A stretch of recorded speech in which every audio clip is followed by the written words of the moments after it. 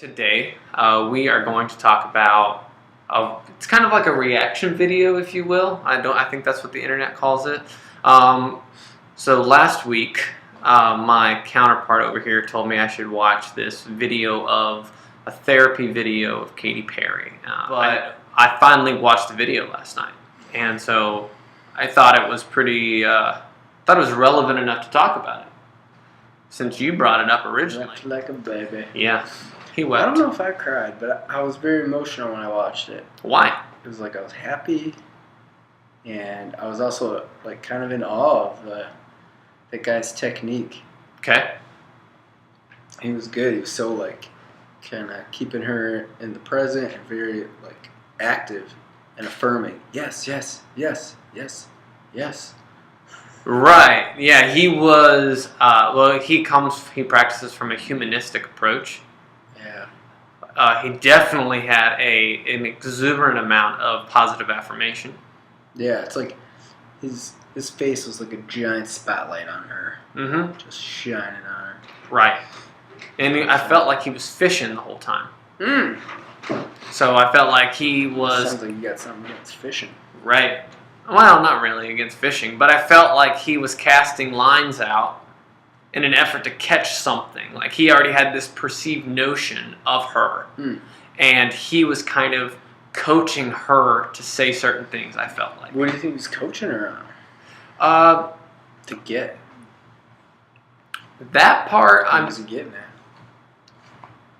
That part I'm still debating about, but it felt like he knew her better than she knew herself. That's how I watched the video, was this person was telling her about herself. Yeah. And I saw that too, and I kind of like that, and it makes sense to me. Because, like, he did come in predisposed to knowing about her. Right. They talked. All I gotta do is a Google search. And, like, he automatically pegged Katy Perry. There you go. Yep. Katy Perry as the archetype. Right. I mean, yeah, he went right into the matriarchal archetype. Which is some young stuff. Right. Yeah, no, I appreciated that he did that. Yeah. So in a way, if you could identify the archetype, you know that person. But I think he was saying, like, I don't know if he was so much coaching her and thinking he knows her better, but it seemed like he was saying, I know that these archetypes, these presentations aren't the real you. Right, but he immediately went into that. I mean, he immediately cut through that, which awesome. I thought was either phenomenal, or I felt like it was the condensed milk version of therapy. Well, and to her credit, she had been doing therapy for a long time, so she's already ready. You know, She invited him out, so she's not gonna like be all defensive and draw it out for an hour and not do any work. Right. I think from my point of view... Because remember at the beginning, she's like, oh, I'm there already. Right. Like just when he answered that first question. So she was able to transition into that authentic. This is true. I think a piece that I didn't get from it is in therapy, oftentimes there's this defensive battle between the therapist and the client or patient that we didn't get to see. And I think that's a beautiful piece. Yeah. I think I saw it a little bit where it was either defenses or he wasn't reading her correctly. Right, yeah. And she was like, no, you know. Right. Yeah, it was either being defensive of, okay, you're not getting past this point. Yeah. Or this is not actually how I feel. And every time she resumed Katy, hi. Yeah, the posture change. That was a defense. Right. He was getting at something. And I saw her walk him away from something towards the end, like way away, and never came back to it. Yeah, there was a few times he was like, okay. But still. Yeah.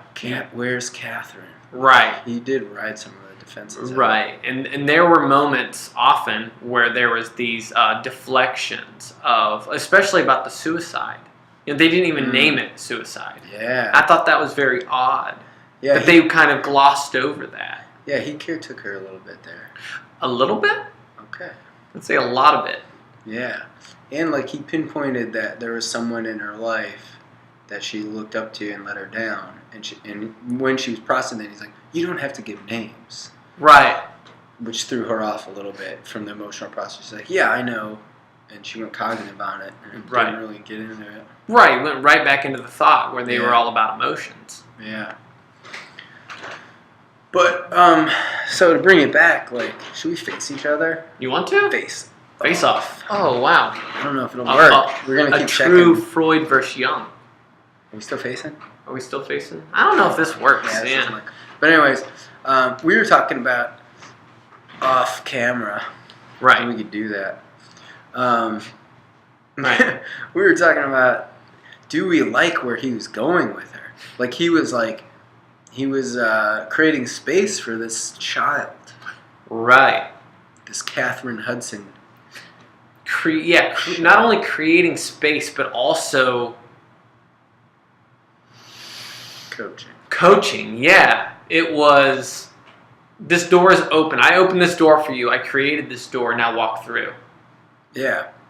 And my thing, and I love that. I really love it because that's like, I try to do that with people. I feel like there's this like part of me that like needs to have a voice and express its feelings and stuff, and it doesn't ever get the chance to.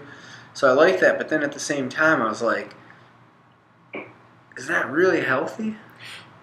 Right, because I think yesterday you and I were talking about, I said that therapy was organic, and you said that therapy was inorganic. Mm-hmm. And you specifically said it was because they are paying for our time to listen and to talk. Yeah. And I said that I believe, from a Rogerian point of view, that it has to be organic in order to build appropriate rapport, in order to get through the defenses, in order to solve whatever it is we're seeking to solve.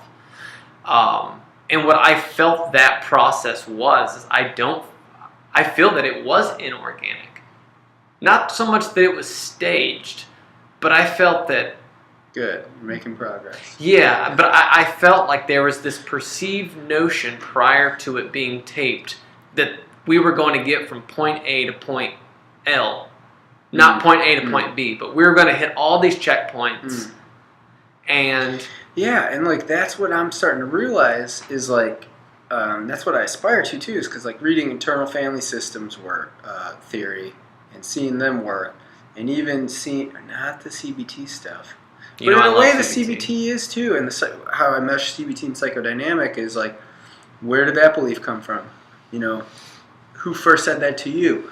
I always want to go back to those younger experiences that were so powerful that formed beliefs about the person and about the world around them, and identify those. And you have to like kind of talk to the kid to get to that. Right. You got to take him back. Yeah. I mean, so, and like he did it in there. He was like, great, I'm with Katy Perry. Awesome. I want to know about Catherine Hudson. That's who I'm here to support. Yeah, and I totally get that in a session to do that, but I felt that it was too easy. He's really good. I get that, and I also get that people have to be able and willing to go where they went. Yeah. But that felt like that was expedited shipping. Man, I gotta tell you, I went in for an evaluation because I was having anxiety when I lived in Hawaii. Okay. And Soren was like 1 year old, and I was having back pain too. Okay.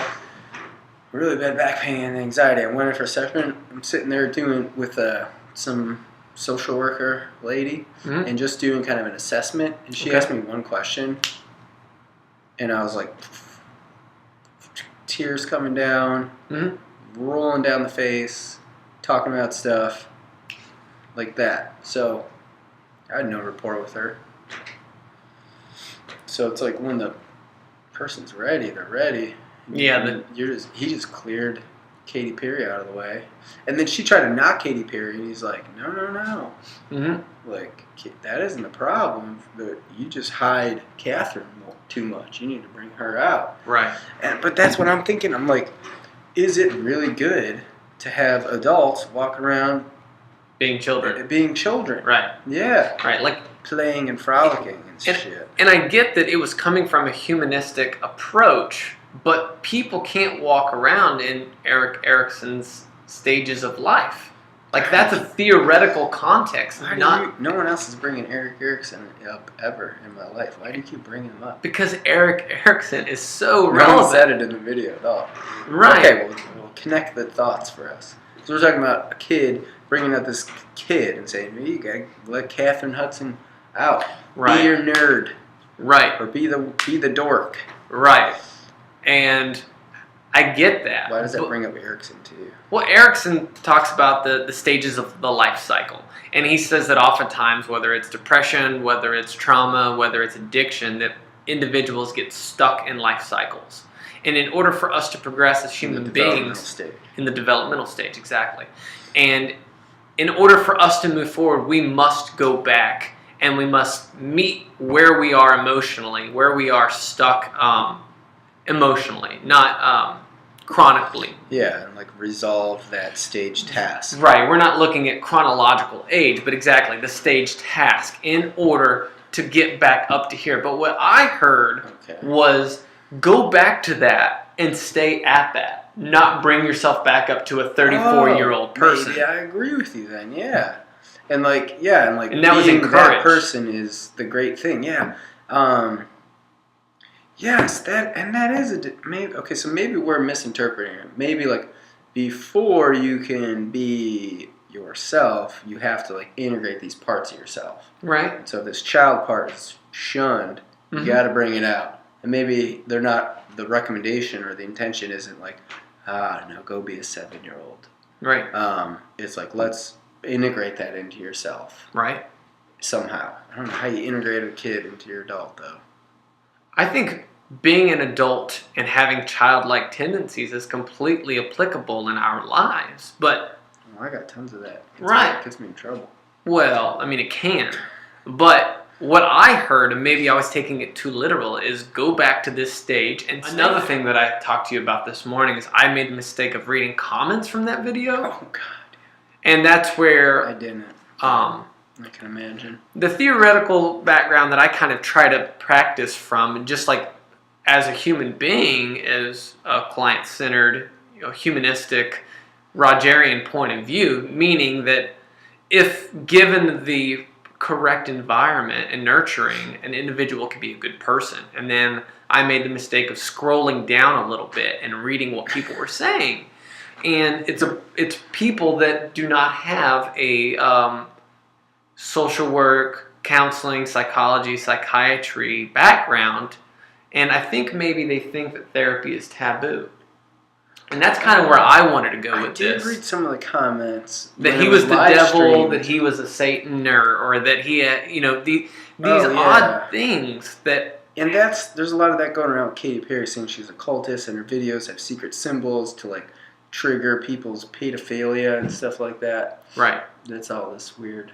Right. Conspiracy pop culture thing. Right. But I do remember some of the comments being like, that's not good therapy. He didn't let her sit with her feelings at all. And I was like, I kind of agree with that, but maybe because it was an hour. Right. Like he was pushing it home. Exactly. And if you're doing pure reflective listening... You're wasting everyone's time. No. Well, a big thing with that is I appreciate and I respect reflective listening, but it's okay. I'm gonna listen. I'm gonna actively listen. I'm gonna reflect what you're saying. But now we have all of these emotions. What do we do with them? We have a satchel of emotions, and unless it is over long term, CBT or something, some more directive has to be implemented. At least that's my opinion. Yes, you have a satchel of emotions. Right. You don't know what to do with it. Right. You hope CBT will help you. That's what I believe. And, there's these individuals. Right, but there's these individuals that are going who maybe they have counseling degrees or social work degrees. Maybe they're professionals and they believe that he should have let her sit with her emotions longer. But yeah. I believe if people have been sitting with their emotions for 30, 40, 50 years and it hasn't worked out, maybe it's time to expedite things. Yeah, and especially if the emotions are based on distorted perceptions of reality. Or they're still, and that gets me back to when you're a kid, your perceptions of reality are all distorted, and they're especially distorted if you're still using them as frames in your adult existence. Right. And so, like, just going like, oh, God, yeah, you feel so bad. Your partner isn't there for you all the time. What the fuck does that do for the person? It's Right. like, no, you're a grown-up. Right. And they are separate. They're not supposed to be there for you all the time. Right.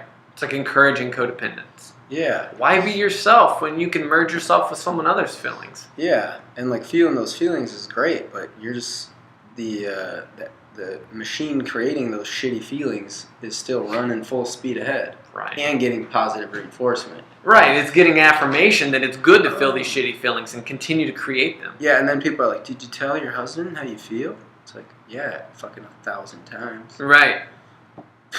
Is that doing any good? Especially in how we tell people things. Yeah. So it's like, I told this person this, and that's the great thing about reflective listening, is what it's like, okay, well, tell me what you said. And then they say it, and so you just repeat it back, and they go, oh, well, that's not what I meant, but that's what you said. Yeah. And oftentimes that gets misconstrued. Yeah, and like that's, so like what we're saying is like real therapy work then is like really getting people to be more rational. Right. And getting people to recognize how they're kind of walking around with like really old, ineffective filters and beliefs. Yeah. And expectations. It's challenging an individual to do something Well, I kind of want to talk about that. Please. What the hell's a good person? A good person. I guess a good person would be relative. Like your relatives? Well, no, I mean that how a person acts good. It's relative. It's based. What I meant by it was a person would live the way that they believe living, like living up to their code. So if a person has a set of values, they would live up to said values. I'm not talking about so much a societal norm. I'm just saying. Right. But people do have a societal norm in their head. Right, not like their own values. Like you. If people live up to their code, all right, my code is all money is mine. Okay. And just other people have it, I can take it back from them. Right. So as long as I steal every day of my life, I'm a good person. I get what you're saying. So you're saying that if an individual makes up their own values and it's not based on a overall value, then it could be completely skewed. Yeah, there is a judgment in place. There is a norm in Plato's ideal forms. There's an ideal good person in people's heads. And so, and I don't like that. And especially that, like, as a field, you have a conception based on your theoretical orientation of what a good person is. Okay. Really? How are you going to decide for this person? It is all relative what a good person's supposed to be like. Right, it is relative. Yeah. You can't.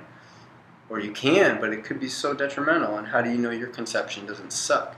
How do you know your conception isn't shaped by people in power who want you to go around training people to be subservient and submissive love makers so that they don't cause any trouble? Right. And you're part of the indoctrination of your fellow man. But thinking you're making good people.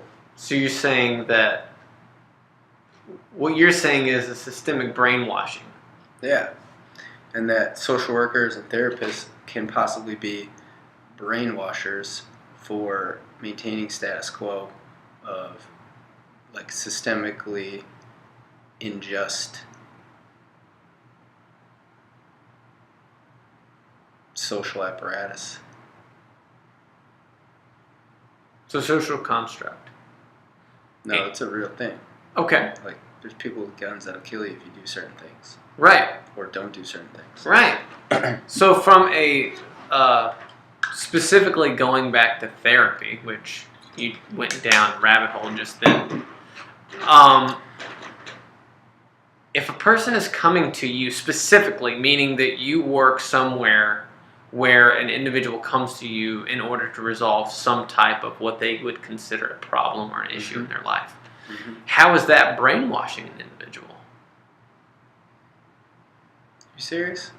Right. If a person is seeking you out for your help, how are you brainwashing an individual? Right. How many people on that chat room know what the hell a therapy is? and have any idea what a therapist is doing when they go to see him? Probably less than 1%. Yeah. How many people that you grew up with in your life go to a therapist and know what they're gonna get? 1% maybe. Yeah. Yeah. So, and then you're digging in. They're kind of just blanket trusting you, but to say that like, hey, you came to me, therefore I'm giving you what you need, but you're operating from a set of values and beliefs and a conception of what this person should become or shouldn't become, you are influencing them profoundly. Now, if you say, I want to help you get to know you better, I guess you're being kind of explicit. Right. But do a lot of people say, I want to get to know myself better? Or do they come with problems and behaviors that they want eliminated? Right, which goes back to a whole different outlook on therapy. So back in the day, therapy was, I want to become self-actualized. That's my perception of therapy. You know, I think of Freud. I think of I was like, I think of a long couch. My wife's crazy. Can you talk to her for 5 years? I don't think so. And they had neuroses. Well, and they were hysterical. I get and then because they had. I know where you're going with this. Yep, and they would prescribe certain things for that. But let's go back even further. And if you look at the percentage of people that were utilizing psychoanalysis, which is really not even used anymore.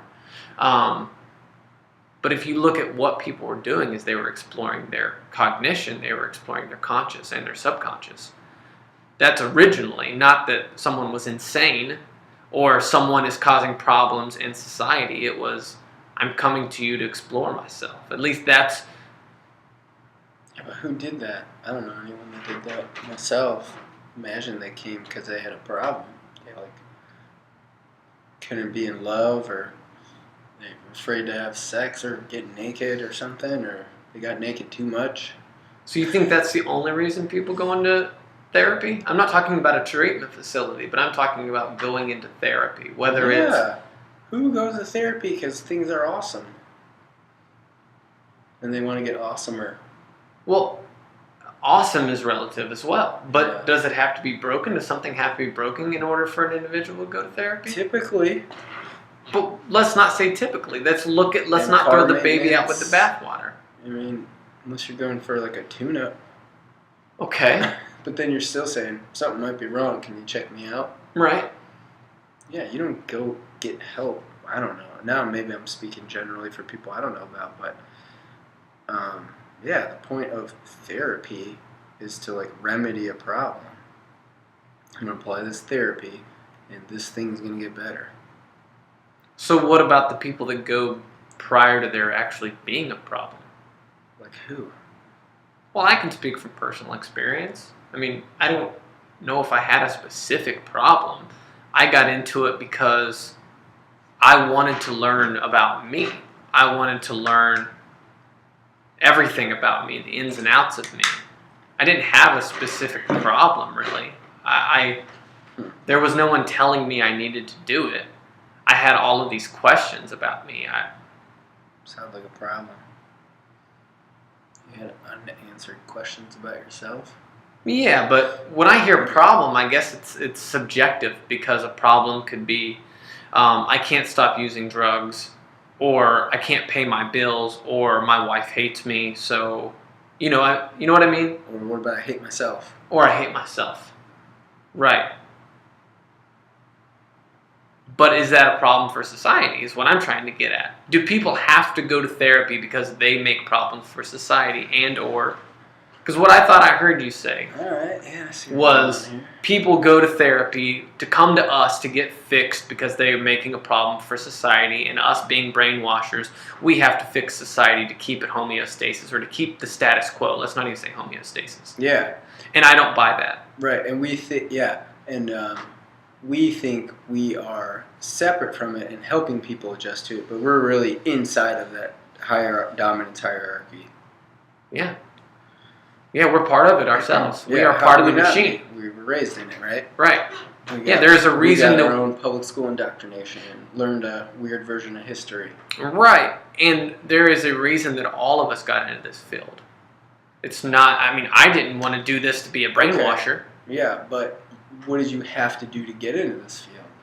Go to school. Right, a very prescriptive program. Right. Where you had to learn certain things. Yeah. You had to get indoctrinated. Yeah, absolutely. Filtered through. And Right. if you couldn't fit that standard. That mold. See you later, buddy. Right, but I would go a step further, and I remember having this conversation with you this morning, and that was that was a long time ago, Cody. I can't speak for you, but I can speak for me, saying that I learned much more reading books away from school, away from the classroom, that were not prescribed books. And I think you gave a great feedback, gave great response around that. What was that? You're incredibly good at this. Gotta get the milk from the cow. Right. And so when we're in school... And you reference teats. Right, teats. You're like, yeah, I want those teats, not milk from Harris Teats. Right, exactly. Teeters. And so when we go to school, we are getting maybe third, fourth, fifth, sixth party. Yeah. And who are we learning from? People who actually do it? No. No. We're learning from who are professional educators. Right. We're learning from people that are writing about the people that did it. You want to think about it. Right. And on the contrary, you can go to a library and you can read about Sigmund Freud, Carl Jung, Carl Rogers, Viktor Frankl. But it's dangerous because you might have your own thoughts about that. You need to make sure you have the right thoughts about Exactly. And so now I like where you're going with this. Where earlier I felt like you were definitely playing the devil's advocate, but maybe this is closer. That there is a specific agenda, that this pipeline of things that we want you to know, we want you to share. But then there's this piece moving forward, that there's all this knowledge that you can acquire. There's all these things that you can apply, these tools. That's one facet of it, and it's one piece of it. And, who did social work have to apply to get a permit to approve people to do counseling? The federal government. Right. Why the fuck are they an authority on that? Why do they have to continue to get reaccredited through that system? There's no experts on there. There's nobody who knows shit about it. Right. That's control. We're going to keep our eye on this. Right. God, it's hard to make symbols on it. Right. And control you. Right. And I would agree with you that we do live in a control system. It is a system of control. And we are part of that system, whether good or bad. It's what role are we willing to play? Right, which is why I'm concerned. Let's get in touch with your inner child so you can be happy and go prance around in the field. Well, how about let's be angry about some shit? Right. Or therapists are like, okay, well let's chop up your distorted beliefs and see how you're wrong or something. Well, how about you're living a shitty system and maybe you should get angry and show some teeth. Right, and then that's okay. Yeah. And then we can keep it moving. But are you making a good person if you're helping them get in touch with their anger? Yeah, I mean, if that's what... Depends on your definition of good. Right. I think if it is a matter of getting a person, if they want to go from A to L, get them from A to L, in whichever way it is, because self-exploration is imperative to personal growth. But what if they're like, hey, I'm struggling. I'm living with my parents, and my dad beats me, and my mom yells at me all the time, and I really just want to learn how to be happy in that system. And you go, hey, I could help. I know cognitive therapy. I'm going to help you reframe your father's beatings as him showing you love the only way he knows how. Right. And I'm going to work you to L and get you happy living in that house. So you're saying that with specific techniques, you can keep a person in a shitty situation, but make them believe they're good now. No, they're the one that's saying, this is where I want to go. And you'd be like, all right, person-centered, let's get you there. Right. No judgment. But Well, you said cognitive behavior therapy earlier. Yeah, that would be like the one technique you could use. Right, so one intervention could be moving from that point. Yeah. Right. But I think a like true... turning everything back on the person and being like, hey, why do you expect so much out of your mom? I think a true Have some client... sympathy for them. I think a true client-centered clinician wouldn't do that. I don't think that they would do that. That's my personal belief. Yeah. And so are we talking about being eclectic or what? Well, there's an example of how a person comes to you with themselves saying, this is my goals. Right. And you going, I'm making a judgment here because that isn't good for you. Right. I'm going to help you in a different direction. So to say we're doing anything valueless or judgment-free or not based on ideal and we're not influencing these people in any way is flat out wrong. We're doing that all the time. I don't think you could divorce yourself from that. Like even Freud, when he was sitting in the chair, like making no faces and no sounds, right? He was choosing to like attend to distortions of that person's perception of him. Right, and he was banking on the fact that they were going to do what they will with how they feel about him. So they were going to place what they felt, their biases, onto him. Yeah. So I get what you're saying, that it's kind of doing the same thing. You seem bummed out. Me? Yeah. Not bummed. I feel like I made you feel a certain way. No, I think not bummed, but I think in order for us to believe that we're doing something for some reason, just being human beings on this planet, we have to have some belief that we're helping. Mm. I mean, if not, why fucking go to school to be a social worker, to be a therapist, to be a psychiatrist, to be a psychologist, to be a nurse? You know, why go into the helping field, to be an educator? To just think that, yeah, we can't do anything about it. We live in a control system. We're a bunch of sheep or a bunch of ants. That's just, it's, not only is it depressing, but it's also unrealistic. Because if that's the case, then why get up any day? Why try to do anything more? Because I need to eat food. And it costs money. Right, but you didn't need to go and get a master's degree to eat food. I know. You didn't need good food. You didn't need to become an addiction counselor to eat food. You chose to do this. Yeah. Because you have to believe in some of this stuff. It was an easier way to get money than roofing. Yeah, I mean... And they don't deploy you when you're a counselor. Right, I see that. And you get to work in air conditioning all the time. No, there is that, but I think I just want to be realistic about what I'm doing and what other people claim they're doing and confront that. Right. And I think, I don't know, I want to question like this intention that like if helping someone become like a good or better person, there's so much judgment in there, and who decides that? And it is subjective and moment by moment. So let's, in the next couple of minutes. Katy Perry. Wait. Yeah. More minutes? Yeah, a few more minutes. What? All right. The summary of what you received from that. What I received from that is whether you believe in therapy or not, people need help from other people sometimes. Mm. And so I get what you're saying. The world is fucking horrible. Don't go outside. There's bombs dropping all the time. Everything is horrible. I get that. Mm-hmm. And I respect your opinion.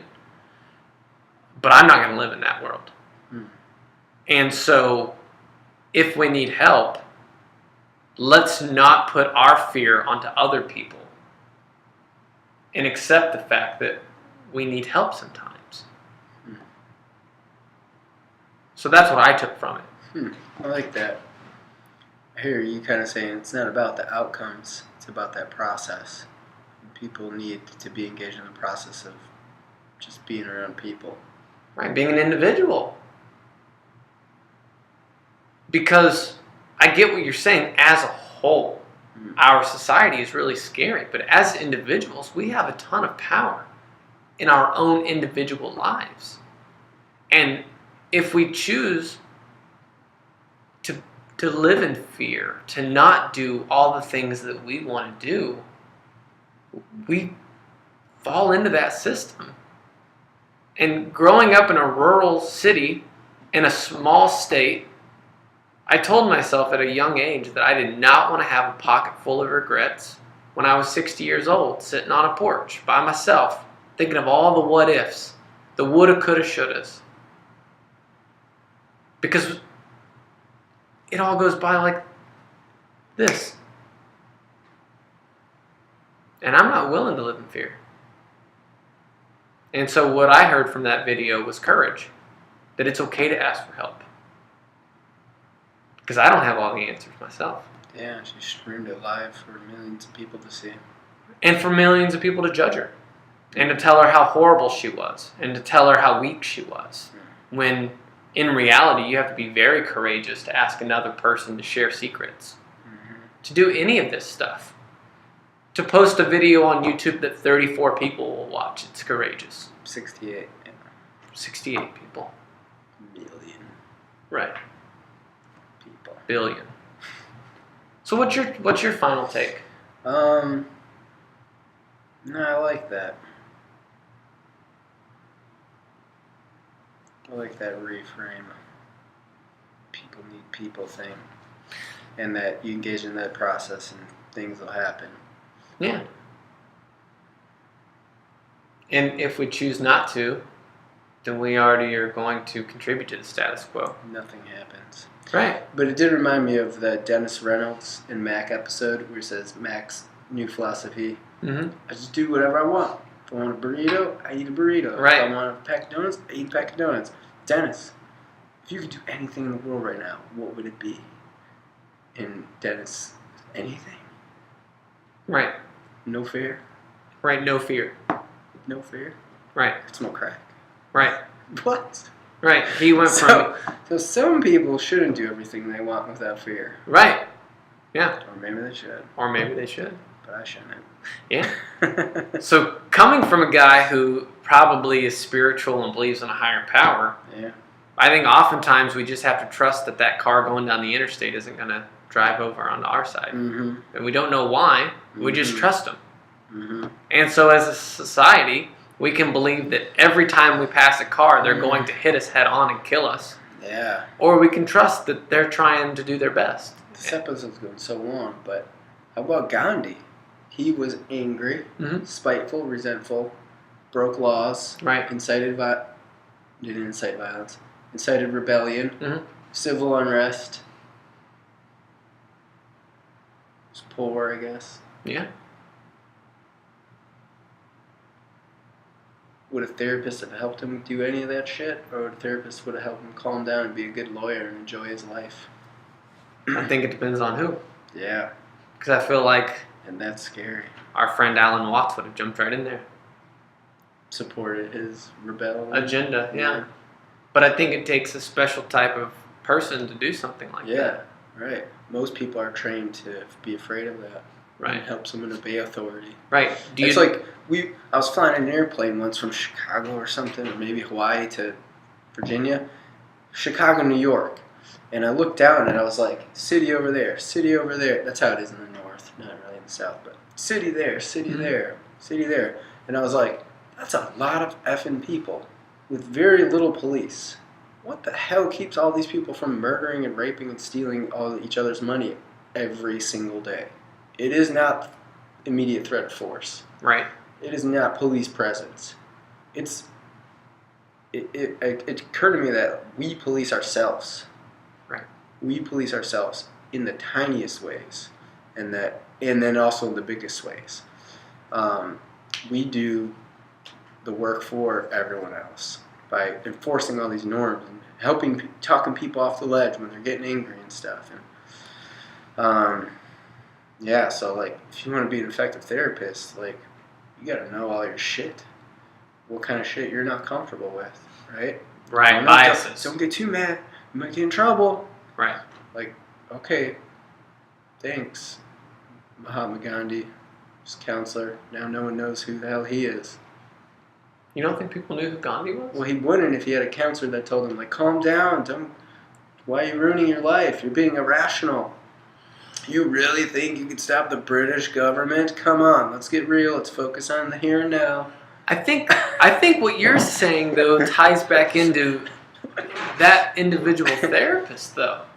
I think but let's you pick judging 100 therapists off the internet, which is how people pick therapists these days. Ugh.